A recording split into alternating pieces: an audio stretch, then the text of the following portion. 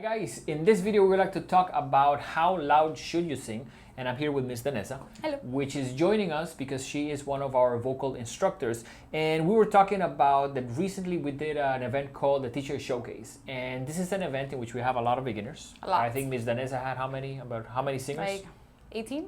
Okay, so one of the really cool things is some of these singers have never performed before, so this is the very first time. But one of the issues that we encounter is how loud are they singing. And one of the things that this particular event was very cool is that I was the sound engineer for literally 2 days. And with some students, what they're doing puts you in a position as a sound engineer that you cannot help them. So we're talking about how loud should you sing when you are performing. And one of the things that we wanted to show you here with Miss Danessa is the specifics of not necessarily saying loud or soft, but actually using a machine. So I want her to first go ahead and do 2 examples. It's going to be the song Girls Like You, and let's actually do it without this. So she's going to sing, let's say example number 1, a little bit. Girls like you run around with guys like me to sundown. Okay, and now example number 2 is going to be louder. So girls like you run around with guys like me to sundown when I... Perfect. Now, I have what's called a Decibel Meter on my phone, and you can get this app. There's multiple ones. I think the ones that are paid are a little bit more sensitive. You can even buy a Decibel Meter that is like a standalone machine that can tell you. Now, the cool thing, and it's going to be hard to show on the screen, I think, for reflections, but if I put it close to her, let's do example number 1. Girls like you run around with guys like me to sundown when I... The way that the Decibel Meter works, it tells you a number, and the number usually in a quiet room is between 40 and 50. Something that's starting to get loud, probably between 50 and 80, and then 80 and above can get loud, and then really loud, I think is above 110. For example, 110, you need earplugs. 110, you should not be exposed to 110. Now, what we're trying to say with this example is that your singing as a performer should probably be in the 80 to 90 range. And we're talking about one thing, and I'll do it one more time, like so she can do it. So I guess let me see if I can point it. Well, I don't know if that's gonna work. Yeah. Okay. Let's try one more time. Girls like you run around with guys like me to sundown when I come Okay. through. And example number 2. Girls like you run around with guys like me to sundown when I come through. Perfect. Now, one of the things that for us is really important is this. The decibel meter, and the way that this measures has to do with distance. So if you put it here, you're going to get a very different reading than if you put it here, which is exactly the same thing, and Ms. Danessa can show us with the microphone, with a microphone. So what happens with a sound engineer? When you are singing and you take the microphone away from you, you are really decreasing the volume. So maybe if you were at 80 here, by the time that you get to here, we are at 60.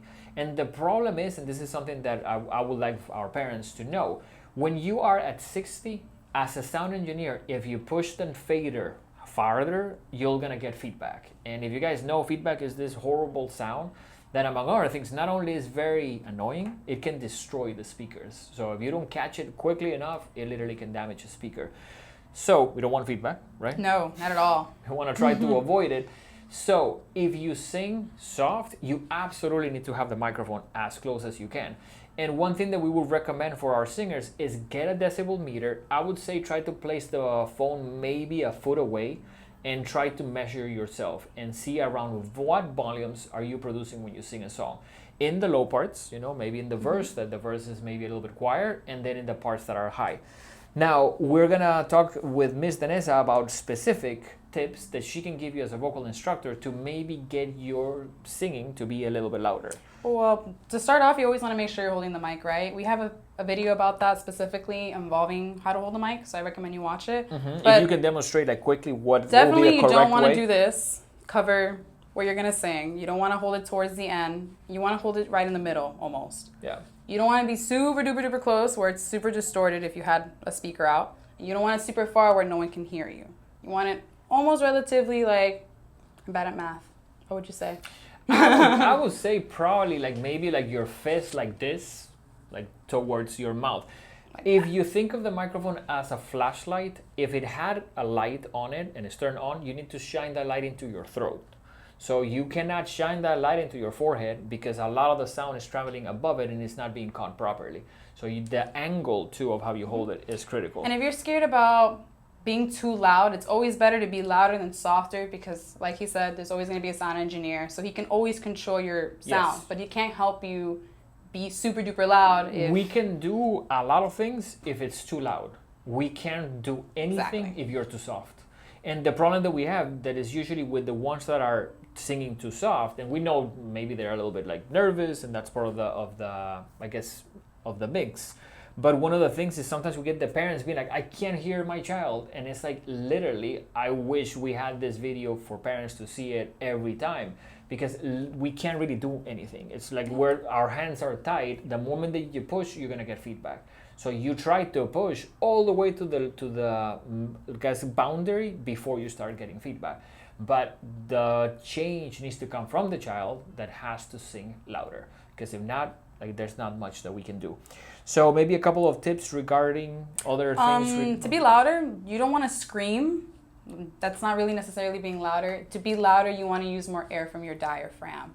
When you push the air more with your diaphragm, you get more of a sound. And like he was just saying, the more sound you get, the better because we can control the sound if you produce it. If you don't produce much of a sound, there's only so much that you can control in his part. In terms of the engineering. So definitely use your diaphragm and breathe properly. Sometimes I think in my experience, with bands, the majority of singers that are too soft, usually they are not breathing enough. So it's almost those two things go hand in hand. I think it's very, very hard to sing loudly if you don't have enough air. So I think that can be also part of the equation. So we definitely hope this video helped you. One of the things that we want to say is like, it's easy for a teacher to say, you're not singing too loud. I think you need a machine to actually tell you some readings because if not, you don't have a way to compare it. It's like in your mind, maybe you're singing super loud, but maybe you're not. So the one thing that you can even do if you have a phone is bring the phone to class and start getting some measurements while you're singing with your 100%. teachers and then try to translate that to your practice at home. Because one thing I think for us at the Hit Music Studio, we want to tell you some of the issues that we see, but we want to give you a specific way of solving them. In terms of just, you have to sing louder. That doesn't necessarily is going to help everyone because maybe too broad of an idea of like how do you sing louder and what does that mean. So thank you, Ms. Danessa, for your knowledge, and we hope to see you guys very soon. Remember, we're putting content to help you guys, help our customers, and at the same time help everyone else that is trying to learn either how to sing or maybe how to play an instrument. We'll see you guys soon.